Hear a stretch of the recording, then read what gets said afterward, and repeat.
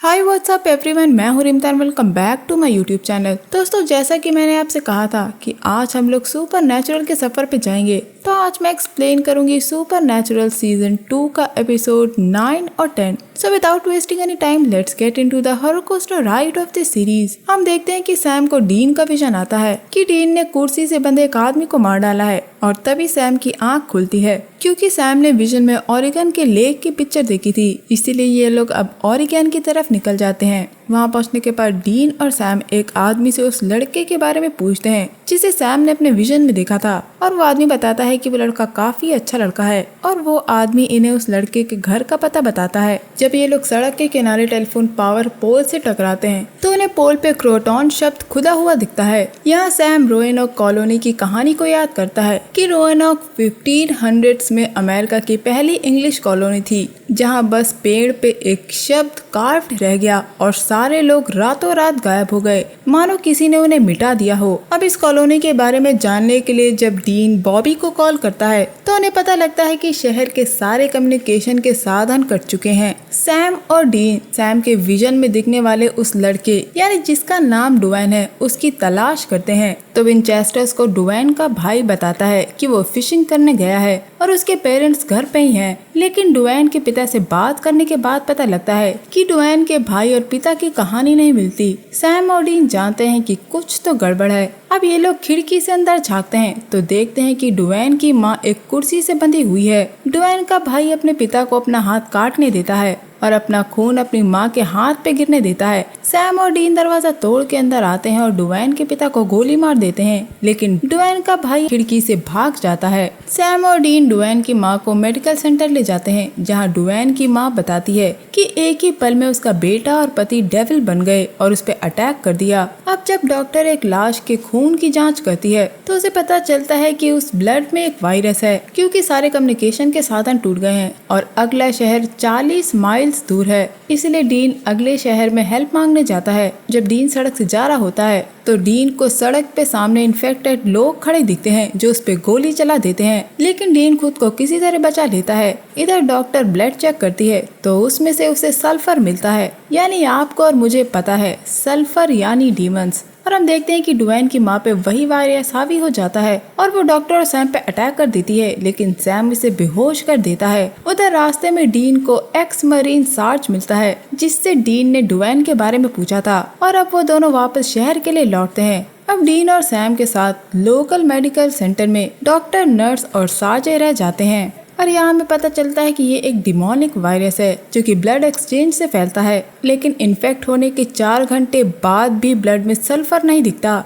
अब सैम अंदाजा लगाता है कि ये थ्योरी जॉन के जर्नल से रिलेटेड है कि क्रोएटॉन एक डीमन का नाम है जो प्लीग और महामारी से जुड़ा है। क्योंकि ये एक डिमोनिक वायरस है इसीलिए सैम को विजन आया था और ये बिब्लिकल प्लीग की तरह है। अब हम मेडिकल सेंटर में उसी लड़के को आता देखते हैं जिसे सैम ने अपने विजन में देखा था, यानी कि डुवैन, जो कहता है कि वो टाउन के बाहर फिशिंग के लिए गया था और वो अभी अभी लौटा है। लेकिन मेडिकल सेंटर के अंदर जितने भी लोग हैं उन्हें शक है कि डुवैन भी इन्फेक्टेड होगा, इसीलिए वो लोग उसे बांध के चेयर पे बैठा देते हैं। और ये वही सीन है जो सैम ने अपने विजन में देखा था। सैम डीन को कन्विंस करने की कोशिश करता है कि वो डुवैन को न मारे, क्योंकि उन्हें अभी भी नहीं पता कि वो इन्फेक्टेड है या नहीं। लेकिन डीन सैम को एक रूम में बंद कर देता है ताकि सैम उसे मारने से न रोक पाए, लेकिन डीन भी डुवैन को नहीं मार पाता। अब उस मेडिकल सेंटर से बाहर निकलने के लिए डीन और सैम मेडिकल सप्लाईज का यूज करते हैं ताकि वो एक्सप्लोसिव बना सके, और एक्सप्लोसिव के जरिए ये लोग टाउन से बाहर निकल सकते हैं, क्योंकि इस बिल्डिंग के चारों ओर इन्फेक्टेड लोग फैले हुए हैं। और यहाँ आता है एक ट्विस्ट जब वो नर्स सैम पे अटैक कर देती है और उसके सीने को काट देती है, जिसके बाद वो अपना हाथ काट के अपने खून को सैम के खून के साथ मिला देती है ताकि वो डिमोनिक वायरस सैम के अंदर भी चला जाए। लेकिन डीन उस नर्स को मार देता है। अब बाकी बचे लोगों को लगता है कि सैम इन्फेक्टेड हो गया है, इसीलिए वो लोग सैम को मारना चाहते हैं, लेकिन डीन ने ऐसा करने से मना कर देता है। लेकिन सैम कहता है कि डीन को उसे मार देना चाहिए, लेकिन डीन ऐसा बिल्कुल नहीं करेगा। सार्जे सैम को मारने के लिए अपनी गन उठाता है, लेकिन डीन उसे धमकाता है कि अगर सार्जे ने कुछ किया तो उससे पहले ही डीन उसे मार डालेगा। अब बाकी के लोग सैम से डरे हुए थे क्योंकि उन्हें लग रहा था कि सैम इन्फेक्टेड है। इसलिए डीन उनसे कहता है कि वो लोग उसकी इम्पाला लेके वहाँ से चले जाएं और वो सैम के साथ वहीं रहेगा। बाकी बच्चे सारे लोग मेडिकल सेंटर से चले जाते हैं, लेकिन कुछ पल बाद ये लोग वापस आते हैं और वो लोग डीन और सैम को बताते हैं कि शहर के सारे इन्फेक्टेड लोग गायब हो गए। 5 घंटे बाद डॉक्टर ब्लड टेस्ट करके बताती है कि सैम के खून में डिमोनिक वायरस का कोई भी ट्रेस नहीं है, यानी सैम इन्फेक्टेड नहीं है। और ये बात सैम और डीन दोनों को अजीब लगती है, जिसके बाद ये लोग अपने अपने रास्ते चले जाते हैं। डुएन सार्जेंट के साथ उसकी ट्रक में चला जाता है, लेकिन वो डॉक्टर उसी मेडिकल सेंटर में रहती है और सार्जे को अथॉरिटीज को बुलाने के लिए कहती है। डुएन और सार्जे जा रहे होते हैं जब रास्ते में डुएन सार्जे से कार एक तरफ लगाने के लिए कहता है क्योंकि उसे एक कॉल करनी है। और यहाँ एक और ट्विस्ट आता है जब हम देखते हैं कि डुएन सार्जे का गला काट देता है और उसका खून एक प्याले में भर लेता है, जिसके बाद खून से भले प्याले में हम हलचल होता देखते हैं और हम डुएन को बोलते हुए देखते हैं मानो वो किसी से बात कर रहा था। और डुएन कहता है कि उसे नहीं लगता कि अब और टेस्ट करने की जरूरत है क्योंकि विंचेस्टर बॉय इस वायरस से इम्यून है, यानी कि सैम। और हम डुएन की आंखों को काला होते हुए देखते हैं, यानी पूरे टाइम डुएन पोजेस्ड था, जिसका पता डीन और सैम को नहीं लगा। इसके बाद हम डीन और सैम को एक नदी के किनारे देखते हैं जहाँ ये लोग बात कर रहे होते हैं। यहाँ डीन सैम को बताता है कि उसके ऊपर एक बहुत बड़ी रिस्पॉन्सिबिलिटी है जिसको अपने साथ कैरी कर रहा है। डीन सैम को बताता है कि जॉन ने मरने से पहले डीन से कुछ कहा था जो कि सैम के बारे में था। ये सुन के सैम शॉक रह जाता है। इसके बाद हम स्कॉट को देखते हैं जो कि जॉर्ज वैक्सलर के ऑफिस में बैठा होता है और अपनी साइकिक एबिलिटी के बारे में बता रहा होता है जो लगभग 1 साल पहले शुरू हुई थी। उसे पता चला कि जब वो किसी चीज को छूता है तो वो चाहे तो उसे बिजली का झटका दे सकता है, लेकिन डॉक्टर वैक्सलर को इस पे विश्वास नहीं था। इसलिए स्कॉट उनसे हाथ मिलाने के लिए कहता है, लेकिन डॉक्टर वैक्सलर उससे उसके पड़ोसी के बारे में पूछते हैं। जब स्कॉट बताता है कि उसने अपने पड़ोसी को हार्म नहीं पहुंचाया, बल्कि येलो आई मैन उसके सपने में आकर उससे बुरी चीजें करने के लिए कहता है और येलो आई मैन के पास उसके लिए प्लान है। डॉक्टर वैक्सलर से बात करने के बाद स्कॉट अपनी कार की तरफ जा रहा होता है तो उसे उसके पीछे कोई खड़ा नजर आता है जो स्कॉट को जान से मार देता है। इधर सीन वापस घूम के डीन और सैम पे आता है और डीन सैम को उस राज के बारे में बताता है जो जॉन ने मरने से पहले डीन के कान में बताया था कि डीन को अपने भाई सैम को प्रोटेक्ट करना होगा और उसे बचाना होगा, और अगर डीन ऐसा नहीं कर सका तो डीन को सैम को मारना होगा। ये सुन के सैम को गुस्सा आता है क्योंकि डीन ने उससे ये बात छुपाई और सैम जानना चाहता है कि इसका क्या मतलब है। सैम का कहना है कि क्या वो इविल में बदल जाएगा और आखिर डीमन का सैम के लिए क्या प्लान है।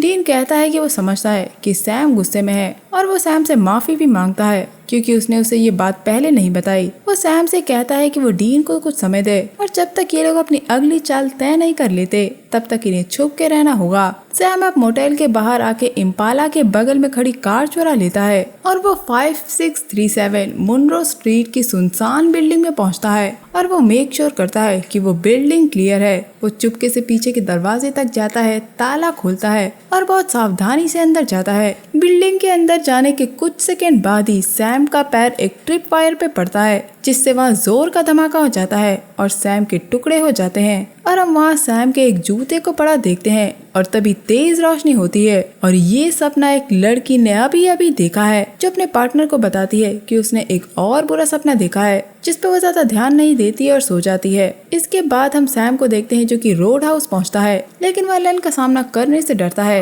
हालांकि एलन सैम को देखकर बिल्कुल भी हैरान नहीं थी क्योंकि डीन पूरे दिन उसे फोन करके पूछ रहा है कि क्या उसने सैम को देखा है। सैम जो के बारे में पूछता है तब एलन बताती है कि सैम और डीन के साथ हंट करने के बाद जो हंटिंग करना चाहती थी, लेकिन एलन ऐसा नहीं चाहती थी, इसलिए जो चली गई, लेकिन वो पोस्ट कार्ड भेजती है। यहाँ एलन सैम को बताती है कि ये उनकी गलती नहीं है और एलन के पति बिल के साथ जो भी हुआ उसके लिए एलन ने जॉन को बहुत पहले ही माफ कर दिया था।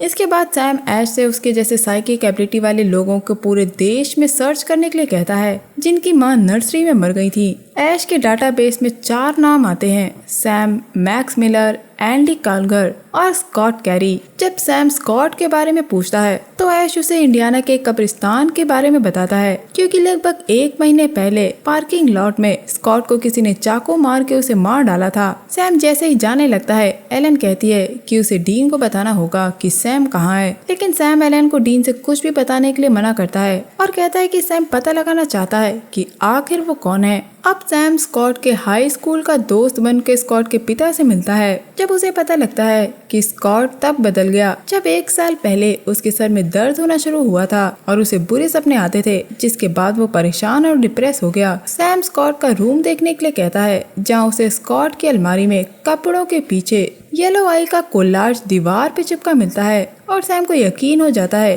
कि स्कॉट येलो आई डीमन से जुड़ा था। अब सैम वापस मोटेल आता है जहाँ उसका पीछा किया जा रहा था और सैम उस इंसान को पकड़ लेता है और पूछता है कि तुम कौन हो। और दोस्तों, ये वही लड़की है जिसे सैम का सपना आया था और वो कहती है कि सैम खतरे में है। और ये लड़की है एवा। वो सैम से कहती है कि चाहे वो विश्वास करे या नहीं, लेकिन वो पागल नहीं है। वो बताती है कि उसे नाइटमेयर्स 1 साल पहले आना शुरू हुए थे और उसे 1 महीने पहले एक सपना आया था जिसमें उसने एक आदमी को पार्किंग लॉट में मरते हुए देखा था और कुछ दिन बाद उसने स्कॉट के मरने की खबर न्यूज़पेपर में पढ़ी और पिछली ही रात उसे सैम के मरने का सपना आया था। सैम को एहसास होता है कि एवा भी उसकी तरह साइकिक है जिसके लिए डीमन के पास प्लान है, लेकिन सैम के पूछने पे पता लगता है कि एवा की मां नर्सरी में नहीं मरी, वो पाल्म बीच में रहती हैं। इसका मतलब है कि एवा इस पैटर्न में फिट नहीं होती। इसके बाद हम देखते हैं कि एलन डीन को कॉल करके बताती है कि सैम इंडियाना में है। इधर एवा सैम से रिक्वेस्ट करती है कि वो शहर छोड़ दे, लेकिन सैम कहता है कि वैसा नहीं कर सकता क्योंकि उसे जवाब ढूंढने हैं। एवा कहती है कि वो इतनी दूर सैम को बचाने आई है, लेकिन अगर सैम खुद को बचाना नहीं चाहता तो वो उससे उसके फ्यूनरल पे मिलेगी। एवा जाने लगती है जब सैम उसे रोकता है और कहता है कि अगर वो चली गई तो वो कभी पता नहीं लगा पाएगी कि आखिर उसे ये नाइटमेयर्स क्यों आते हैं। अब सैम एवा को उसी डॉक्टर वैक्सलर के पास जाने के लिए कहता है जिसने स्कॉट से बात करी थी। एवा डॉक्टर से बात कर रही होती है और सैम स्कॉट की फाइल चुरा लेता है। मोटेल में वापस आने के बाद सैम और एवा स्कॉट की रिकॉर्डिंग को सुनते हैं जब उसने डॉक्टर वैक्सलर से बात करी थी। इस रिकॉर्डिंग में स्कॉट ने डॉक्टर वैक्सलर को येलो आई डीमन के प्लान के बारे में बताया था कि लड़ाई होने वाली है और उसके जैसे लोग सोल्जर बनेंगे जिसके बाद सब बदल जाएगा। तभी वहाँ डीन पहुँचता है और ये देख के उसे चैन आता है कि सैम सही है। वो वहाँ एवा को भी देखता है और एकदम से ही सैम और एवा पे गोलियां चलने लगती हैं और उनपे अटैक और कोई नहीं गॉर्डन कर रहा था, जो कि सड़क की दूसरी तरफ से स्नाइपर राइफल चला रहा था। लेकिन गॉर्डन सैम को मार पाता उससे पहले ही डीन वहाँ पहुँच जाता है, जिससे गॉर्डन सैम को मार नहीं पाता। लेकिन गॉर्डन डीन को ओवरटेक कर लेता है, जिसके बाद सैम और एवा उस बिल्डिंग पे आते हैं। जब सैम वहाँ 233 कैलिबर राउंड्स पाता है तो उसे विश्वास हो जाता है कि वहाँ गॉर्डन गोलियां चला रहा था। जिसके बाद सैम डीन को कॉल करता है और हम देखते हैं कि गॉर्डन ने डीन को बांध के बैठा दिया था और उसके सर पे बंदूक रखी हुई थी। डीन सैम को बताता है कि सैम उससे 5637 मोनरो स्ट्रीट पे मिले और डीन कहता है फंकी टाउन। सैम समझ जाता है कि डीन किसी खतरे में है क्योंकि उसने फंकी टाउन बोला था, जो कि इनका एक तरह का कोड होगा एक दूसरे को फोन पे ये बताने के लिए कि उन पे गन तनी हुई है। सैम एवा को कन्विंस करता है कि वो अपने घर वापस लौट जाए और वो नहीं चाहता कि एवा को कोई भी हार्म हो। इधर उस बिल्डिंग में गॉर्डन डीन को बताता है कि वो उन दोनों से रिवेंज लेना चाहता है। वो एक हंटर है, किलर नहीं। लेकिन सैम एक साइकिक है जो कि उसी गेम का हिस्सा है। और यहाँ था एक ट्विस्ट। गॉर्डन डीन को ये बताता है कि जब वो लुजियाना में डिमोनिक एक्सॉर्सिज्म परफॉर्म कर रहा था तो उस लड़की ने गॉर्डन को बताया था कि आने वाले वक्त में लड़ाई होने वाली है और डीमन के सोल्जर्स होंगे जो उनके लिए इस वॉर में लड़ेंगे, लेकिन वो सोल्जर ह्यूमंस होंगे जो कि हेल की साइड से लड़ेंगे और वो होंगे स्पेशल चिल्ड्रन जिनके पास साइकिक एबिलिटीज होंगी। और यही डीमन का प्लान है। और उस डीमन ने गॉर्डन को बताया था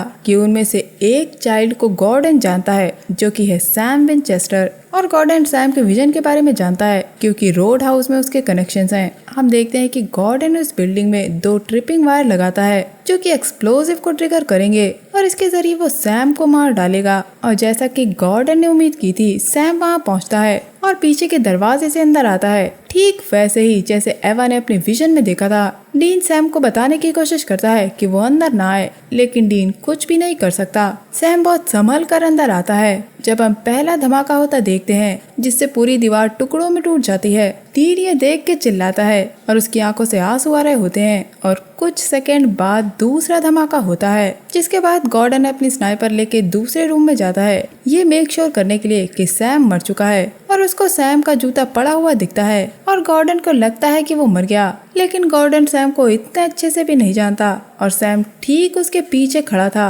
जिसने गन उसके सर पे तान रखी थी और वो गॉर्डन को गन फेंकने के लिए कहता है। गॉर्डन स्नाइपर नीचे रखता है और वो एकदम से सैम पे अटैक कर देता है, लेकिन सैम गॉर्डन को किसी तरह काबू कर लेता है। गॉर्डन सैम से कहता है कि वो उसे मार दे और अपने भाई को ये दिखा दे कि वो एक किलर है। हालांकि सैम गॉर्डन को मारने के काफी करीब था, लेकिन वो उसे मारता नहीं है बल्कि गॉर्डन को बेहोश कर देता है, जिसके बाद सैम डीन को खोलता है और डीन अपने भाई सैम को देखकर काफी खुश है। अब डीन गॉर्डन को मारना चाहता है, लेकिन सैम उसे ऐसा करने से रोकता है, जिसके बाद सैम और डीन अपनी इम्पाला के पास जाते हैं और तभी पीछे से गॉर्डन बाहर आता है और वो सीधा डीन और सैम पे फायरिंग करने लगता है, लेकिन सैम और डीन अपने आप को झाड़ियों में छुपा लेते हैं और तभी हम पुलिस की गाड़ियों को आता देखते हैं और पुलिस गॉर्डन को अरेस्ट कर लेती है। अब गॉर्डन की अच्छी खातिरदारी होगी। अब डीन एलन को कॉल करता है और वो बौखलाया हुआ था क्योंकि उसे लगता है कि एलन ने गॉर्डन को सैम के विजन के बारे में बताया था, लेकिन एलन कहती है कि उसने सैम के बारे में गॉर्डन को कुछ भी नहीं बताया था। गॉर्डन को रोड हाउस कनेक्शन से ही सैम के विजन के बारे में पता लगा था,